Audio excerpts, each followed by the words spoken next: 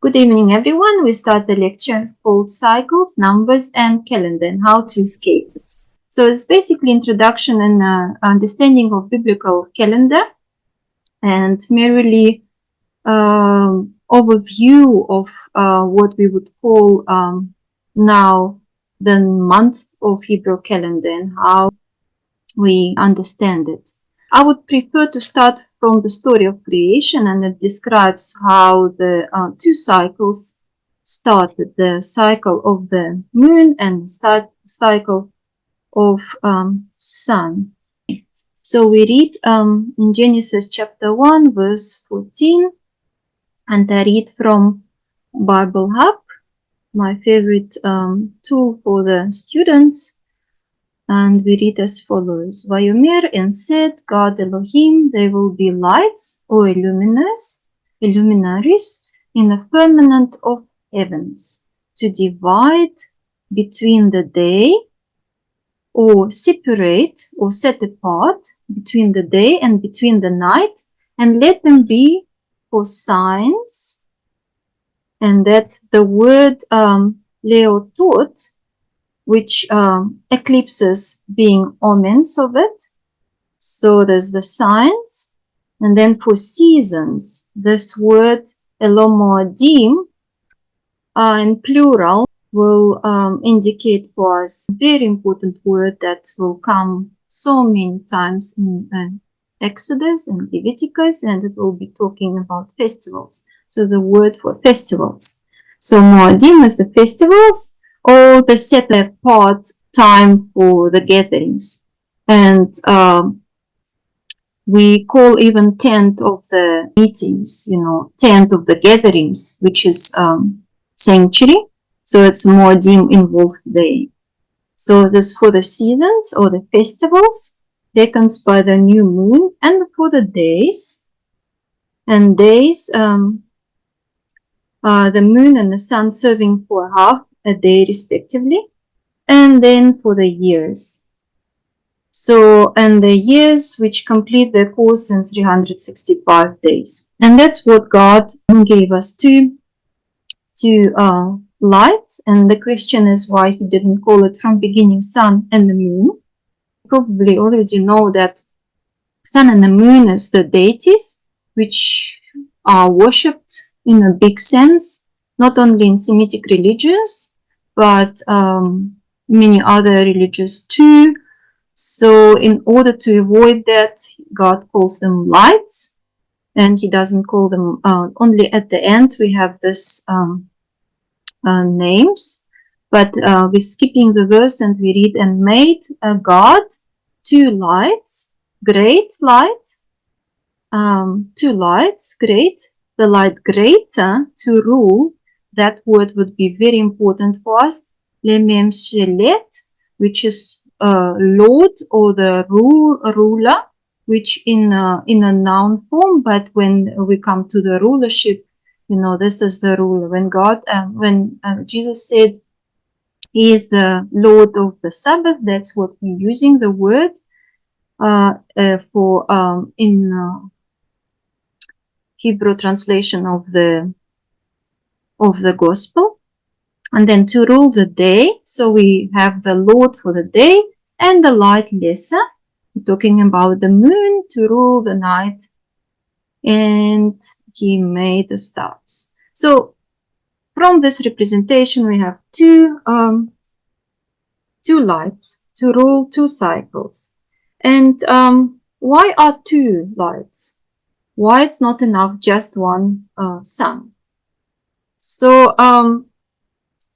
we understand then the two lights important. One for the day. We have sun in the morning, rising up, sun in the evening, setting down. But the moon is not always rising in the evening, and not always setting in a early morning. So moon can be even seen early morning or late in the evening, just much earlier that we would expect it, or sometimes be seen during the day, but very, very vaguely.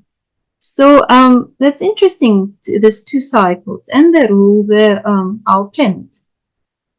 So we know that the Hebrew calendar is the lunar calendar, but not just lunar calendar as the calendar of Muslims, because Muslims live just purely on a lunar calendar. That's why Ramadan is always floating from one month to another. It's very movable calendar, but the Hebrew calendar is not only lunar, he is also solar. So it's two with the solar adjustments. So it involves these two rulers. One is for the sun and one for the moon.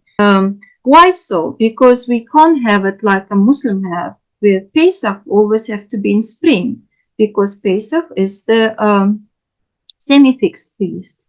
Although it will move few days, even 1 week sometimes, but it's very tied to the barley harvest, right? So 40 days after, it's a wheat harvest, and we know that all feasts have not only agricultural meaning. First of all, they're tied to the agricultural calendar, what we're gathering, what we're not gathering, what's the rain's coming, early rain, later rain, what we're planting, before the winter, when the wheat dies, when the wheat rises, when the new sprouts. So it has spiritual significance with all the agricultural activities, but also reminder in the past what was the Jewish nation, like Exodus. And there's a definitely project for the future, what to expect and where we're going, what's going to happen with us. When God says in Deuteronomy, that's what, you have to do in order that I could be faithful to you, you're faithful to me, and you will receive blessings and you will receive curses if, in case of you don't do that.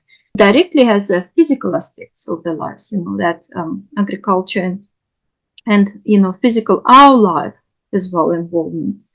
And you will see how. So let's talk about all these details separately. And let's start from the moon. So the new moon, it's the custom that we have in Bible as a celebration. So we call the new moon, and you find it in New Testament. Paul talks, and nobody may accuse you on the Sabbath and the moons. He talks about the moon celebration. And in Numbers chapter 10, people of Israel observed the head of the moon or the new moon with a feasting. So, and then we read about in the First Samuel, we call it Rosh Kodesh, which is the new moon. In Hosea, in chapter 2, that new moon was prompted rejoicing among the Jewish nation, and was a break from business in Amos chapter 8. Why is so important? Because new moon is like sun is stable, right? When we see the sun first time, it comes full, full disk of sun. So sun is not actually changing as such; it's stable. But moon is very flexible. Stages of moon, we have it like a gibbon, or we have crescent. When we have half of the moon, that to the left, half of the moon to the right. It's very changeable through the months, and that causes that understanding as the moon as the rebirthing itself. It's that cycle that reminds people that rebirth or restoration or renovation or recreation is possible. So that brings that celebration. Isaiah wrote that creation of the heaven and new heavens and new earth he wrote about it in the context of time, generally understood in the Messianic age, and that's how they understood of Messianic age of rebirth. So that Kodesh word, Kodesh, the months, the root comes from Kadash, which is a new, or is the months. So the new moon is actually renewal, as in a etymology of the word. So more importantly, prophet also says that people from all nations will come to worship Israel God on every Sabbath and every moon. Isaiah talks about it, and John in Revelation repeats it all over again. So he doesn't invent it, he just repeats Isaiah. And that And with this in the mind, Jewish synagogue liturgy always adds special blessing for the new moon. When they see new moon and how it started, because before was no technology and internet is now by the clicking of the button. They had to start the fire in the biggest mountain of Israel. Start the big fire, and it would be the signing point. They know where the signs are, the sign for the fire, and then they would carry on the highest points to all the way to diaspora. And by that, they would indicate that the new moon started, but who will give the sign for the fire to start off? It would be two witnesses, and we read it by the two witnesses, that witnesses from anyone from the nations can appear before Sanhedrin. And if they saw the start of the moon, it can be even in a evening or at night, for the morning they will already arrive to Sanhedrin and witness of the moon. And that would be giving official reason to start the new month, and would be 20 next morning will be by Sanhedrin announced, we're moving to the new moon, and we still have about 10 days or 15 days for celebration. That's all right, even if we're delaying one day. And for diaspora as well. That's why for diaspora we always have 2 days of the feast, like Rosh Hashanah and Pesach, and all the rest of the feasts are two doubled. It's for the sake of diaspora, but they will be they were adapted later for Rosh Hashanah as well. Let's say 2 days of festive season. But that is the new moon, how it was regarded, and so it's a rebirth of signaling the prophetic restoration of Israel, and that restoration will be era of peace and goodness. So it's like tree of life that brings healing to the nation and remarkably bringing fruits every month. Or, in Hebrew we read a new moon. So again, we have a reminder of that cycle. So when we talk about that cycle, the moon cycle, a lunar cycle, we shouldn't forget that it's adjustment with the solar. Why? Because if we only stay in a lunar cycle, we will receive 354 days, but then we are losing days over the, let's say, period of years. They have 19 years, and every 19 years, 3 years, they would add extra months. And extra months will be Adar, extra small months, as the 13th month.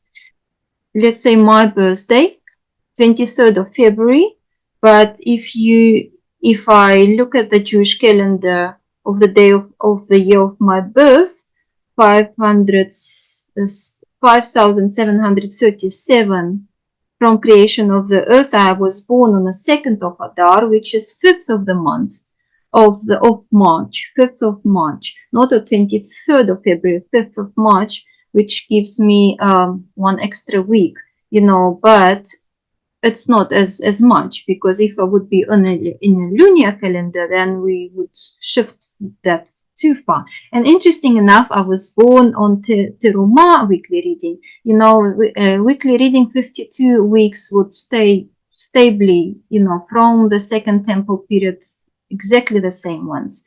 And Terumah is my favorite parasha. It's the portion of the Torah reading dedicated to the sanctuary, and it's from 25th chapter of Exodus to 27th chapter of Exodus. So it's a 7 chapters in our understanding, because we have this transition to the chapters. Of course, we understand it's a fourth sanctuary. But from beginning, Jewish nation never had that in mind. They have parasha, which is the portion reading according to the topic, or according to the length for the week. So together 52, 53 weeks, depending on a year length. So Truma is translated as a gift or offerings that brought to the tabernacle. About furniture, about architecture of tabernacle design, and covers discussion between God and Moses on Mount Sinai. So Now back to our topic. Days are regulated by sun, and they regulate also by sun regulated full cycle of the year. And in order to fit, we add to fit that together with the lunar adjusted, we need to add a second Adar, a small little month. If you look at this Hebrew calendar, you will see that we have Nisan, Iyar, Shivan, Tammuz, Av, Elul, Tishri, Heshvan or Mar Heshvan. It's also pronounced Kislev, Tebet, Shevat, and Adar. Adar can be added second Adar here on the 30th of 30th month in case it's a third year now because we have to extend it. And in solar lunar calendar, the length of 1 month exactly 29 days and a half. We skip basically half and we give 30, 29, 30, 29. Okay, and then the question, when are the feasts? All the feasts come on the 30th days month. So Nisan will be festive month. Then we have Tishri, that also festive month. And then we have Shevat, which gonna be celebrated now. It is the Hanukkah, and only one day, but it's only humanly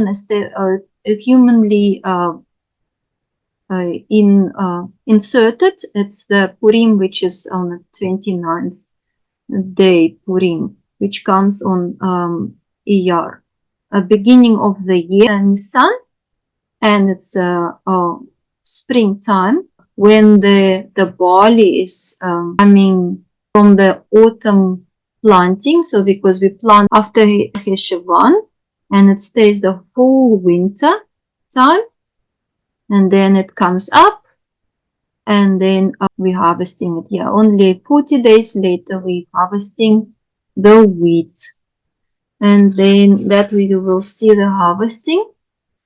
So we start with the barley, as I explained. In Nisan, when snow is melting, barley is coming up.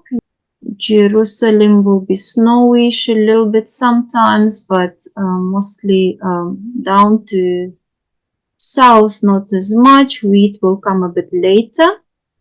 It's a Passover time still, and we're moving to the feast of the weeks of Pentecost or Shavuot. Then we receive grapes, early grapes. Then we get summer fruits. We get grapes and later grapes, dates and figs. And there's a time to harvest. And that's when the Tishri comes. Basically, we have to remember only 2 months, Nisan and Tishri. This is important for the understanding of the calendar. So when you see this second names, this is the name Aramaic names or Hebrew names. The top names like Nisan, Iyar, Shivan, Tammuz, Av, Elul, it's all Babylonian names. That is the names that the months of the year they transformed in Babylon, and the Jewish nation kept them. Originally, months would not have the names, only 3. We find it in Bible, only 3, but maybe 4. Sometimes 4, sometimes 3, it depends. There's a discussion about it. Basically, the original names for the months were just numbers, the same as the numbers of the week. We have Had Shemesh and so on, all the way till Friday, day of preparation, and Shabbat. The same here. We have only 2 main names, Aviv and Tishri. The rest would be just numbers. They are just the agricultural months. And when we come to the final month, we're moving after Day of Atonement and Festival of Booth of Sukkot, the early rains start. And what is the early rains? When we arrived in the first week of November to Israel, we saw all the sukkahs around still not undone. They didn't fold it up, many leaves, palm leaves still making roofs, and The balconies are changed into the sukkahs. But the matter of fact that everyone are praying now or expressing the desire of rain, because that's what has to start now. Everyone will pray for the rain, because we are not like living in South Africa. Rains just come in winter, it's regular time. No, they dependent on rain as their lives.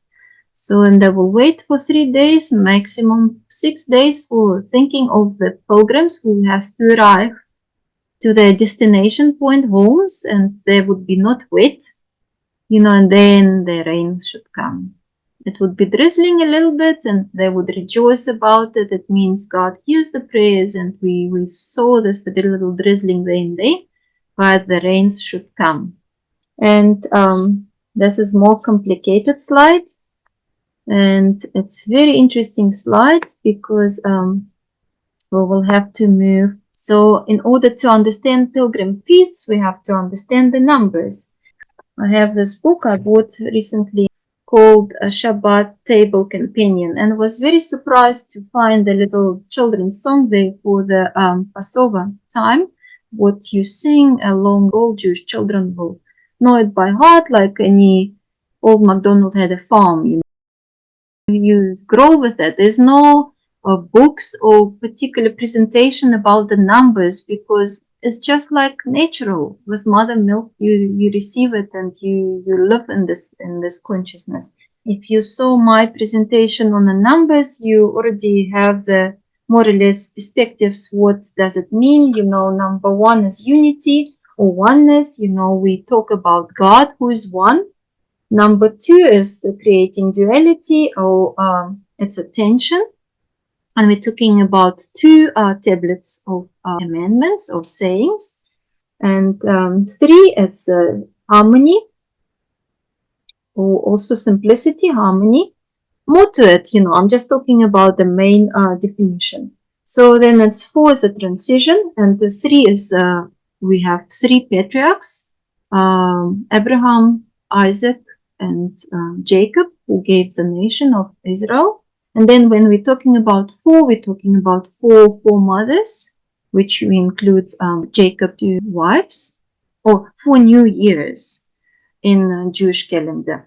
First is of course, what is written in Exodus chapter 12, verse 2, where God says, "This month shall be unto you the beginning of the months," talking about Nisan. "It shall be the first month of the year for you." And what is the first of Nisan? Is accounting for the months and major festivals. That's where we start counting. We're saying Passover or Pesach, Shavuot, and Sukkot. We're not counting from other. It's for count. That's where you start. Major festivals, counting of the months, for calculating of the years, and for the Jewish king reigns. And this is the civil New Year. Then we have Rosh Hashanah, which is counting of the Hebrew calendar years. So Rosh Hashanah will be counting for sabbatical years as the 7th year, as you know, and for Jubilee years, 50th years. Then we have another New Year. There's the first Elul. It's for the animal tithes. When your little lamb are born, and you have to now count all your stock, and count how many extra you have. Now you can, give back as you're supposed to be, and then it's not later. That's the first day of Elul, you do that. So this is another new year for animal tithes. And then we have to Bishvat, also another year from well, as far as we know from Mishnah, from the 2nd century BC to Bishvat is known as the 15th of Shevat, where the new year of the trees. It's a time to focus on planting the new trees, which Abraham did, and for nurturing the trees. And the trees is the life on the desert, okay? So the fruit trees will give you food. And it's also called, to Bishvat, called the Jewish Earth Day or Jewish Earth New Year. So we have 4 official ones, although nowadays you have, of course, a commercial one or financial year where you have to submit all your tax and everything, but it came later now. But we have this new year, and it falls together with the European New Year. For five, well, I would like to add as well for the Jewish nation as a four Exodus, not one Exodus only. It's a four Exodus, one from Babylon, another one, Medo Persia, and then Greece and Rome. So they would consider four Exodus. Is the power, and is our power. So also when we talk about six, we talk about completion or comfort as well. Seven is menorah, seven churches, seven is everywhere in the Bible. And then we're talking about eight, and that is the eight when we have children circumcised, in Jewish religion, and then you become a priest on the eighth day. The nine is the month of pregnancy, and the 10th is the all the acts, all the possibilities what we have, our all 10 fingers, 10 toes, everything what we have in our power. So 10 openings in our bodies, because for the male is non-complete. He was created with 9 openings, and female has 10 openings. You will read the prayer of thankfulness to God for keeping all our openings, because in case one is blocked or something happened, we're not able to live anymore. This is that all the numbers which will play a big role in understanding of the Tanakh, the Old Testament for us, and of course for the apocalyptic literature. Tonight, I only want to focus on 2 numbers because they would be playing a major role in understanding of the calendar. So it's a number 7 and number 8. So let's just look through this picture. We will start with Nisan, first month of the year, and the first day of the year will be New Year for the reign of the kings. And on the 10th day of the Nisan, Passover lamb chosen, you go to your field and you pick up the most beautiful, happy and healthy little lamb, and you bring it home for your kids to play, to get, familiar, to become part of your family. And then, 14th afternoon later, you slaying the lamb. And then we have the official Passover. And then a Passover is beginning of the first festival and will last 7 days. We call it in different ways. We call it Feast of the Passover or Feast of Unleavened Breads. It lasts 7 days from 14th of Nisan, when the Israelites are out of their houses, walking off. And then, of course, why? Because unleavened bread, that's all what they could gather in a rush. And 7 days we eat non-leavened bread and preparing for that. And also, due to the fact that feasts that's all have agricultural background, it's first fruits. Early fruits when barley is ready.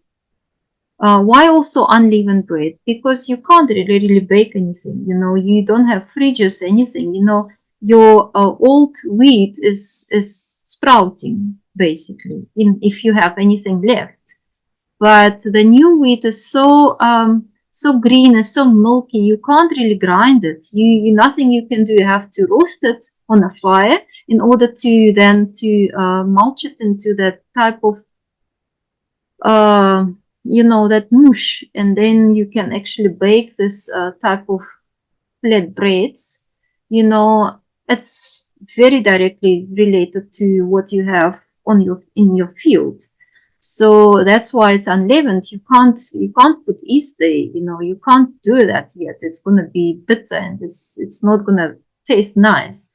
So that's also unleavened bread. And then you end up unleavened bread 7 days, and then next month, after counting 50 days, or 7 multiply 7 weeks, 49 plus 1 will give you in Shivan, and the 6th of Shivan, you ending up in Shavuot by the foot of the Mount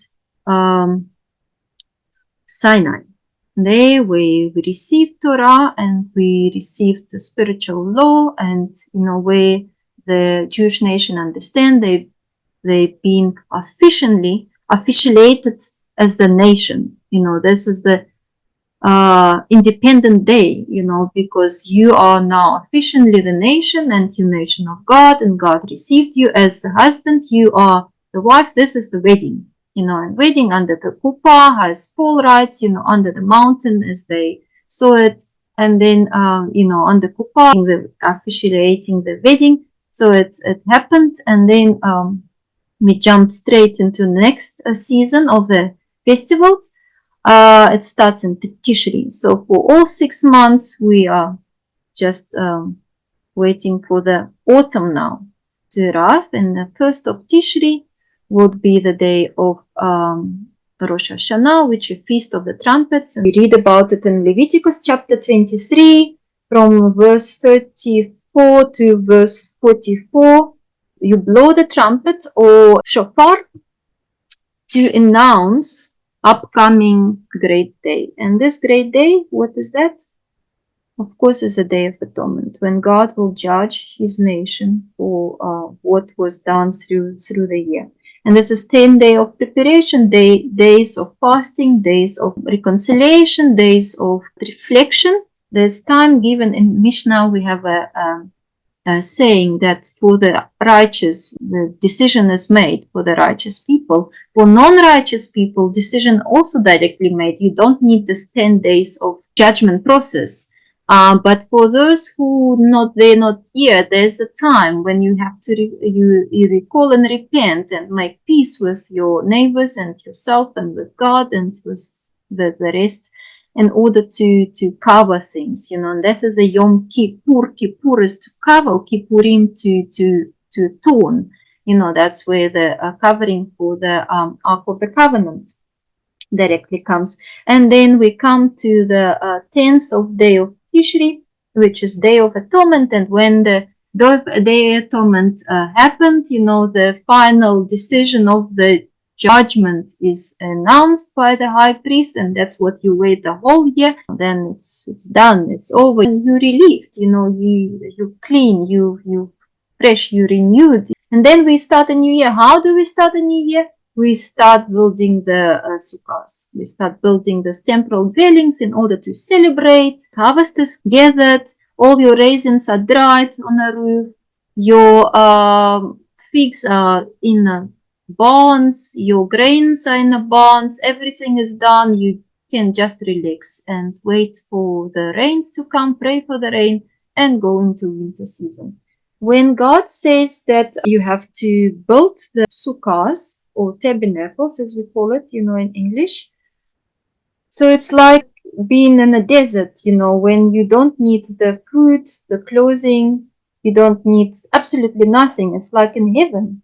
You don't worry about wild animals. You don't worry about sunburn, cold, sicknesses, swollen feet, broken legs, new shoes. None of this. It's like living in paradise. It's just like you out of this world. It's a future world. And if you don't need to work, no cares of providing for yourself and family, the food is coming every day from heaven, manna. And that's just the reason, because for Sukkah, living like in heaven. And it's a feast of future redemption. That's what reminds us about the future. It's not about only past, but it's about the future, how we're going to live in the future. And Ellen G. White also writes that it will be good for the congregation to experience that, to know what it means to live out there with no worries, with a roof that is open to the sky, to the stars. You can count the stars instead of the stable walls of the house and, security and alarms, and then you trust God that God will take care of everything. And this is where building of sukkah in the backyard is basically a performance they do. Performance to say, no, we're not afraid of the rain, we're not afraid of the wind, we're not afraid of the animals that can, break in, and we can live in confine of we leave the confine of the strong walls and security system. We are ready to move into the future world. Take us now. And on the 8th day of Sukkot, a great feast comes. On the 8 days of Sukkot, we know all the ushpizin of Sukkot. Ushpizin are 7 guests, because it's the 7 days of Sukkot when you sit and receive guests, and not only direct guests, your neighbors and your family eating out and sometimes even sleeping. You receive the heavenly, the biblical guests. You recall the past and the characters, what they did, and they play games, you sing songs about them, you recall everything what's connected about and what they bring to you and what they taught you. So we have Abraham, Isaac, Jacob, Moses, Aaron, Joseph, David. And the 8th day, it's written 7th day, but on the 8th day, if you go to description in Exodus about the Sukkot, you will see the great festive day called Shabbat Shabbaton. It's not just Shabbat, the stop. It's a Super Sabbath. It's a Super Sabbath Hyper Sabbath. It's the Sabbath of the Sabbath, when you expect something beyond this nature, and you expect the guest Ushpizin who comes not just from reality of this world, as Abraham, Moses, and other biblical forefathers, but you expect Messiah himself. And this Messiah is the one who they expecting till now. Messiah that they're preparing themselves, and they are waiting on the 8th day of Sukkot, which is called Shmini Atzeret, is the 8th day.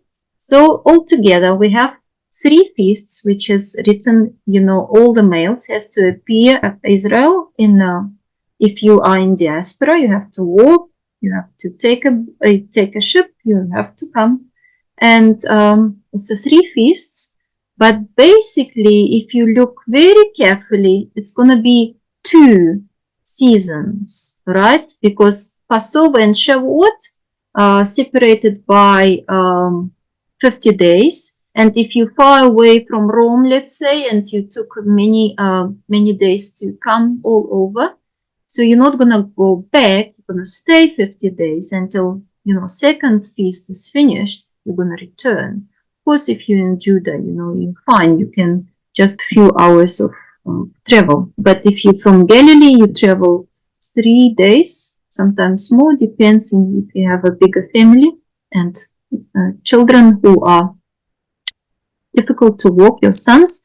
So, but anyway, it might be if we united in one big series. So it's a Passover and Shavuot together, because you stay there until everything finished, you return, and then you stay another 5 months. On the 7th month, you come back, and then when you start Rosh Hashanah and you hear the trumpets from the mount, from the walls of Jerusalem start trumpeting, and every trumpet it's another story what it means and how.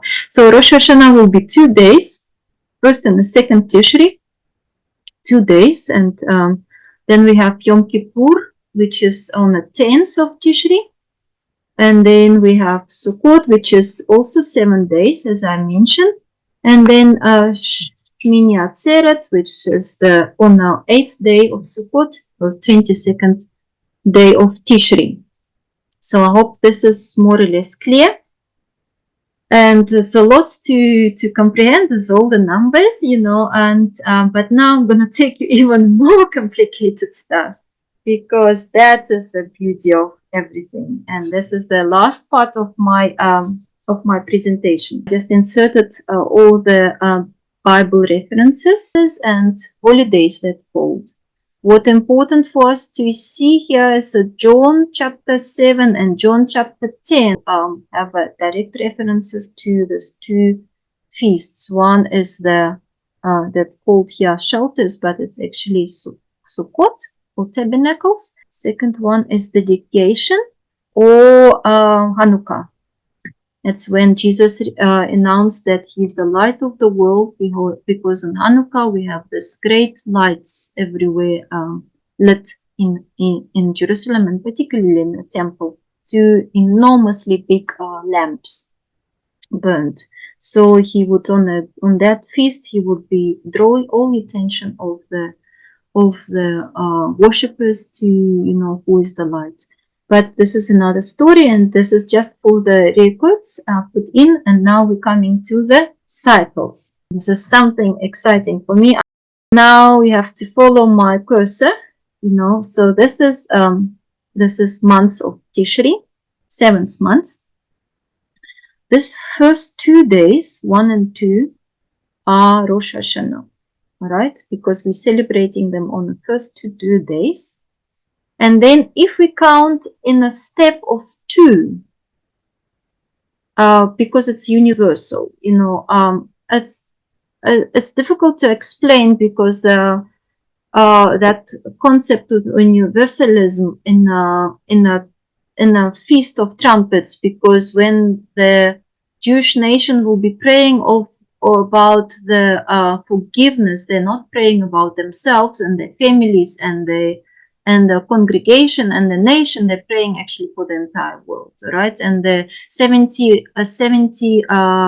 sacrifices brought on the altar during this feasts are 70 for the whole nation. We know 70 nations that been represented by the Mount of Sinai, 70 nations being offered Torah. We have this in Talmud. 70 is the symbolic number for entire world. 7 is that shows the earthly territory. Multiplying by 10, we have the whole world, so representing whole world.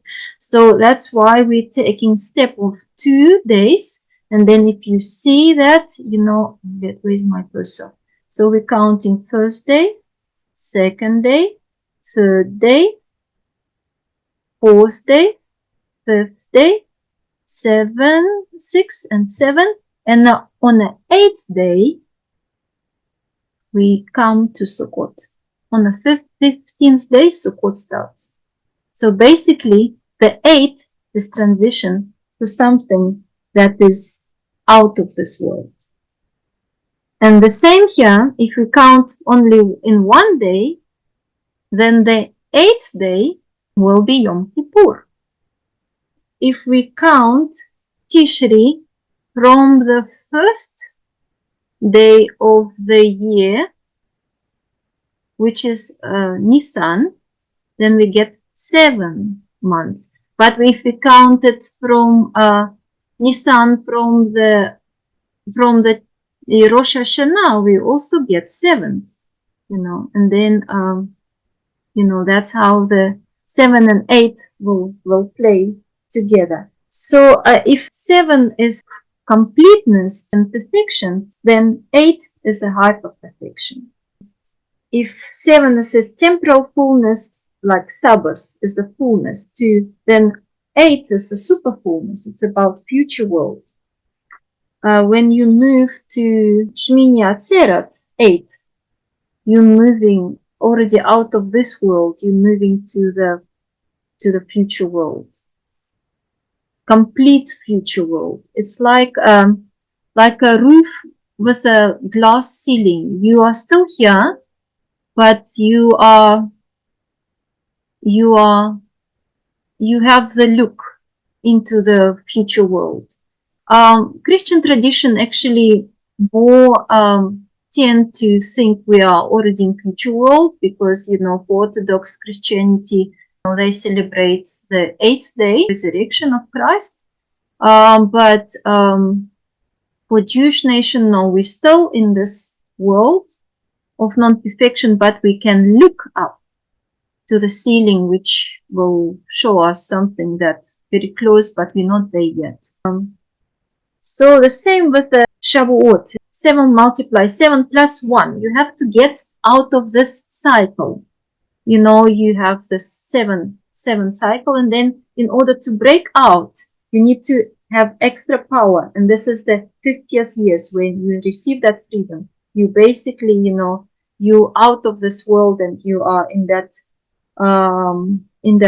world where, you know, everything is forgiven, your land returned, and this is the that is the super world, super completion. So the same with Sukkot. We have joy of Torah, giving of Torah. It's Atzeret. And Atzeret, which is 8 days. This is the 8th day, you know, that Shmini Atzeret, you know, this one. When we roll Torah from beginning for the whole year, we're reading it. You know, it's a long scroll. And then you have to roll it back to the chapter 1.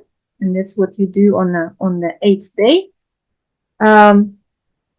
And so Atzeret meaning a stop, or the gathering. Shabbat is the ceasing from work, let it go. You know, you're not ruling anymore. But Shabbat is symbol of future world, when Atzeret is the world of fullness. It's a hyper Sabbath. So it's a Shabbaton. So if Pesach is the exodus from Egypt, Sukkot is the final exodus. Is it clear? It's not about, it's now the final exodus. What actually Christ is trying to say. I'm not, you know, the one who is bringing you out of that slavery, you know, the earthly slavery. I'm the future redemption. I'm about that Atzeret, Shmini Atzeret. I'm the Messiah who brings you out of this world, you know, of sin.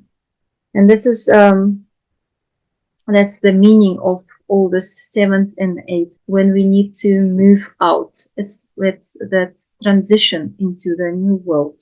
What I like always to add about this cycles, it's so visible in the New Testament when Christ says, "I'm the Lord of the Sabbath."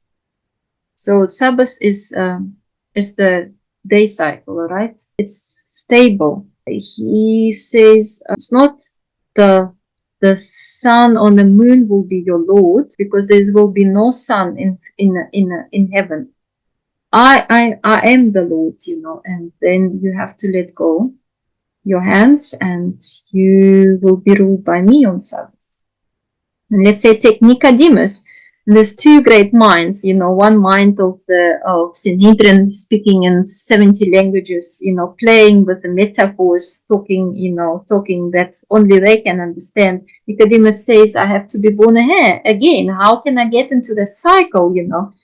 But, or actually what he's saying, how can I get out of the cycle? That's what the 49, 7 multiply 7 plus 1 means. How can I get out of the cycle? How can I get into the mother's womb? He says, Christ, what he tells him? He tells him, you just have to believe. And the faith is the key to get out of the cycle. So the key to get into the new world, or be transitioned into new world that beyond hyper world, you know, world, super world, it's the faith. And it's a key to get out of the cycle. So Sukkot, great day, Rosh Hashanah, or Hoshana Shabbat, they call it a great day. Remember in John chapter 7, when all the brothers of Jesus saying, you know, you're supposed to appear, you know, time for you to show yourself. He doesn't come. And what we read in verse 14, Jesus in the middle of the feast. What is the middle of the feast? The middle of the feast is the Moses Ushpizin. He comes as the second Moses. But he doesn't appear as the second Moses. He announced himself only on a final day. It says the great day of the Sukkot, and it says Hoshana Rabbah, which is great Hosanna, or the great Jesus save us, or the Lord save us, because Hosanna doesn't mean the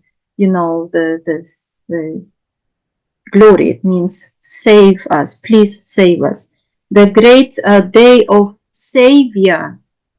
He says that anyone who is thirsty, come to me, because it's a day of libation, bringing water. And he's on the 8th day when, Messiah is expected. He appears. And I hope many in crowds saw him as the Messiah on that day. So he announced himself water for the world. When you celebrate water on that day, about that you can read in my other sermons and lectures. And well, what else I can mention? Oh, there's so much, maybe wheat, because on that festival, when we talking, when we gathering the wheat, he says wheat will not bring fruits if not die. You have to plant the wheat before the rain comes. It has to sit in the earth until it's dead, and then you sprout in the early spring. So I'm like a weed. I have to die, and this is my way out of cycle. There's no other way, because, and with my death, with getting out of the cycle, I will bring everyone who is in me with me in faith. And this is the way out of the cycle into 8th day, which is the hyper world, super world. And to bring us out of the death cycle, he has to take us through the death. And resurrection, what happened not on the 3rd day. Forget about this concept, 3rd day. Resurrection happened on the 8th day, counting from the 1st day of creation. So 8th day it's a transition. It's like a transition for married couple, when the wife announces the husband that she's pregnant and she's not in a cycle anymore. It's transition that's governed by hormones. She's out of the cycle. And she says, I'm out of the norms of this world. All the ladies can live in their cycles. I'm out of it for at least for 9 months. And the joy comes, that portrays in our physical world, that transition. Or, there's many more, what we can combine with the cycle as well. Not only the period, not only the pregnancy, but there's much more in created world that talks about that cycle. This is just a general overview, from the birth view perspective. But when you start with each single feast, what it carries, commemorates, what brings, spiritual meaning, how it is reflected in first of all in the Jewish traditions, in the life, and then of course in the New Testament, in the sanctuary particularly, the order of the feast and what you do, and was the practical application, what we do with that, it's another story, completely different story. But on that point, I think we will finish now.